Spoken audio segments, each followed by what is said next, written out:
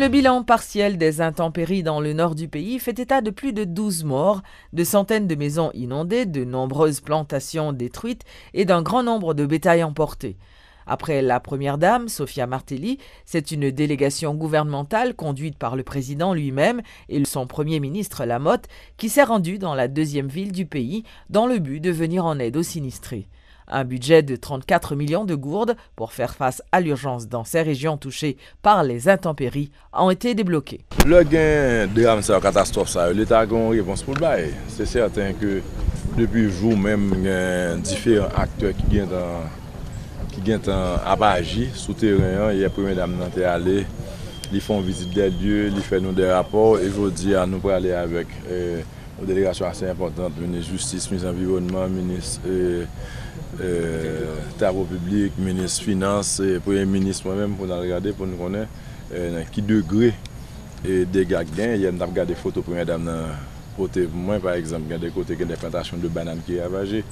Lors des plantations de bananes, vous voulez croire que il y a des paysans qui vivent de ça et qui sont victimes aujourd'hui. Donc nous connaissons qui degré bagaille et ouais, qui chacun qui a fait des montages, des formules pour accompagner la population, c'est responsabilité. Nous avons porté solidarité nous tout et sympathie nous à la famille victime et solidarité à tout le monde qui est sinistré. Donc c'est une façon pour que nous soyons capables de mieux coordonner les réponses là, parce que les réponses ce n'est pas une réponse un seul jour, bien 2 jours, c'est pas une réponse sur le temps.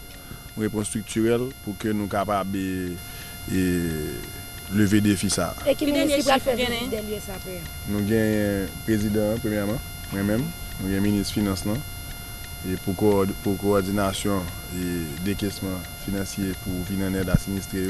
Nous avons un ministre de l'Environnement, nous avons un ministre de la Communication, nous avons un secrétaire d'État de planification pour aller, nous avons un ministre de Justice et de Sécurité. Et donc c'est une délégation imposante et de haut niveau, le ministère de l'Intérieur tout pour aller. Le ministère de l'Intérieur lui-même, c'est lui-même que le gouvernement a désigné pour coordonner l'action gouvernementale là dans le sens et gestion risque avec des désastres. 2 personnes ont trouvé la mort ce jeudi à Pétionville, à la rue Chavannes. La première est un homme qui a été criblé de balles par des bandits circulant à moto. Il a perdu le contrôle de son véhicule, puis est allé percuter une voiture en stationnement. Selon des témoins, l'un des malfrats a lui aussi été abattu, mais cette fois par un observateur qui se trouvait à proximité. La police scientifique, l'OAVCT et un magistrat étaient présents sur la scène de crime.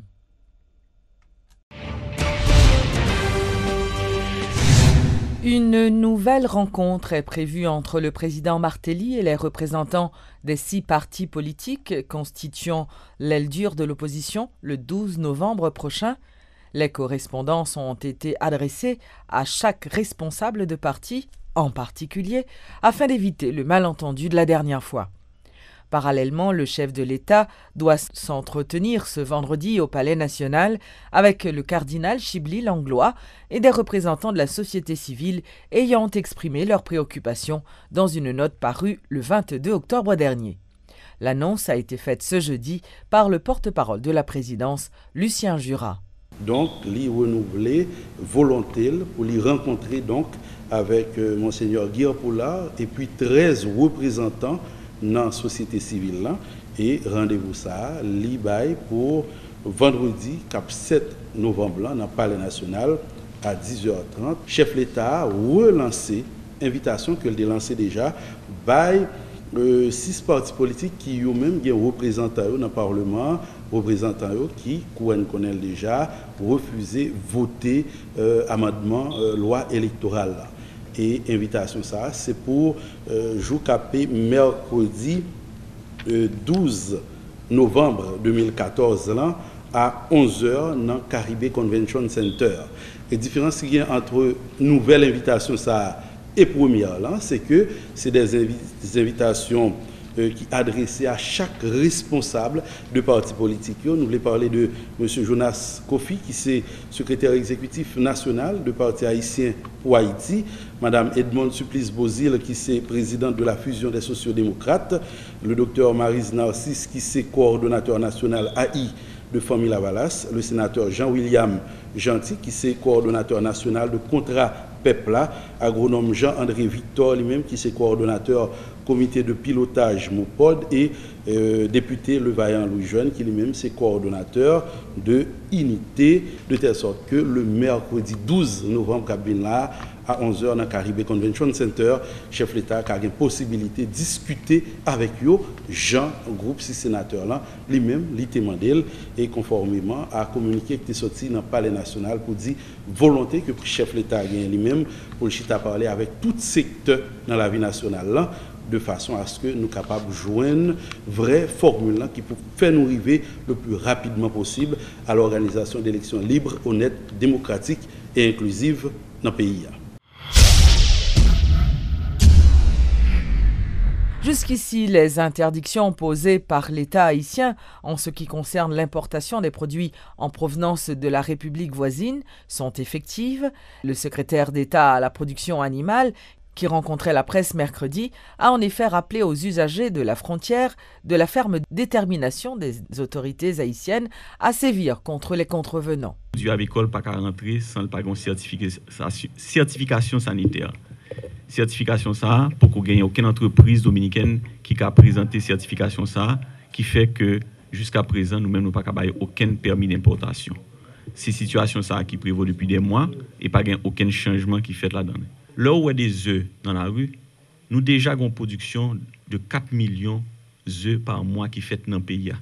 Nous gagnons des dizaines d'entreprises haïtiennes qui produisent œufs et si vous regardez identification de ça yo dans market yo ou pour non on bonne entreprise haïtien qui vend œufs. Actuellement, il y a des entreprises qui gagnent jusqu'à 100 000 ponts d'œufs, ça veut dire qu'ils produisent plus de 80 000 œufs chaque jour en seule entreprise et nous gagnons environ 160 000 œufs chaque jour qui produisent.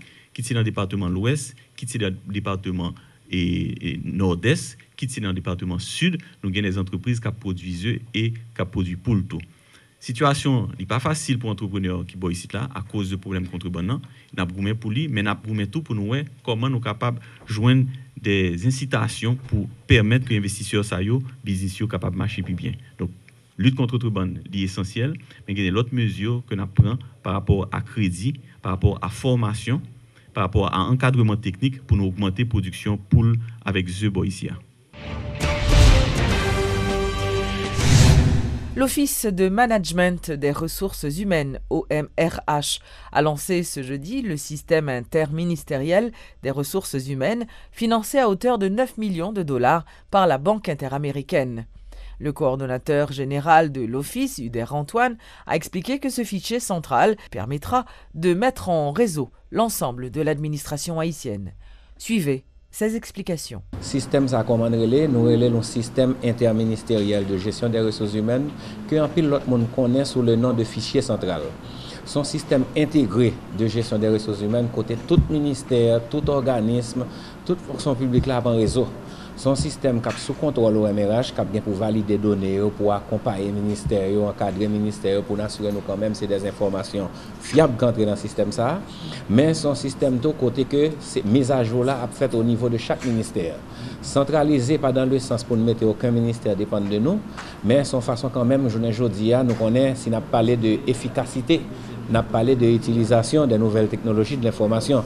Et c'est dans ce sens-là, nous pensons tel système qui c'est un outil d'aide à la prise de décision extrêmement important pour l'OMRH, pour la primature, la présidence, tout le monde vraiment qui voulait faire une bonne gestion, une gestion rationnelle de ressources humaines que nous connaissons, c'est plus grande richesse en entreprise, c'est plus grande richesse de l'État. Un système comme ça qui est avantageux, la permet nous disposer d'informations fiables sur répartition sectorielle effective fonction publique là, la permet nous des informations fiables sur répartition, localisation géographique, côté mon travail dans qui département, etc. Là ça, on a des informations très précises au lieu pour dire auto environ, on faire des estimations système ça permet qu'on ait avec exactitude et avec une rapidité pour joindre ce genre d'informations ça. Et système ça tout a permet de maîtriser, on capable de dire taille de fonction publique là et structurer et font un plus bon contrôle de masse salariale là qui très souvent qu'on a augmenté par le fait que le ministère toujours a recruter, mais au moins ça permet que de part et d'autre nous faisons meilleure planification des effectifs pour ne pas ni éclater budget ministère, budget l'État, et pour nous prendre plus bonne décision, que là nous dit nous besoin recruter 50 personnes, 100 personnes, nous sommes capables de des arguments solides pour qui ça nous voulait recruter 50, 100 personnes. La Société haïtienne de management des ressources humaines, Chamar, a lancé ce jeudi la 2e édition de la Semaine des ressources humaines. Cette activité, qui se tiendra du 10 au 15 novembre, a pour entre autres objectif de regrouper tous les acteurs publics, privés, non gouvernementaux et internationaux œuvrant dans le domaine de l'emploi et du travail en Haïti, afin de se pencher collectivement sur les enjeux des ressources humaines actuelles. Le thème retenu cette année, Haïti 2020, perspectives et enjeux, ressources humaines. Des acteurs publics, privés, non gouvernementaux et internationaux œuvrant dans le domaine du travail et de l'emploi sont attendus à cette 2e édition de la Semaine des ressources humaines prévue du 10 au 15 novembre. À l'initiative de la Société haïtienne de management des ressources humaines, la Chamar, cette activité vise entre autres à informer sur le rôle de la fonction des ressources humaines au sein des institutions et à sensibiliser les chefs d'entreprise, administrateurs et praticiens dans ce domaine en leur faisant comprendre l'importance d'une gestion optimale du capital humain.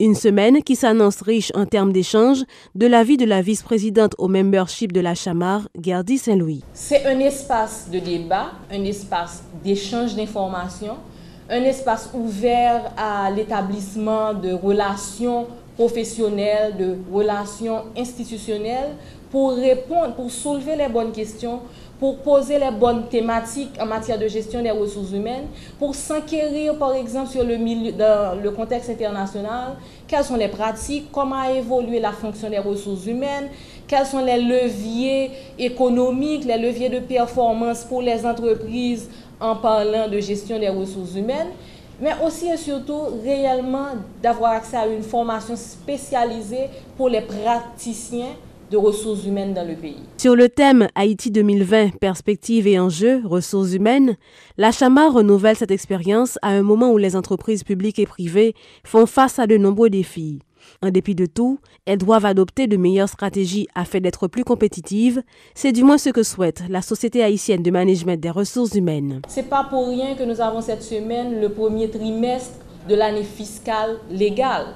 C'est le moment de la prise de décision en entreprise, c'est le moment d'établir les données budgétaires, tant dans le secteur privé que dans le secteur public. C'est le moment des prises de décision. Notons que la Société haïtienne de management des ressources humaines a été créée en 2010 par un groupe de professionnels en gestion des ressources humaines.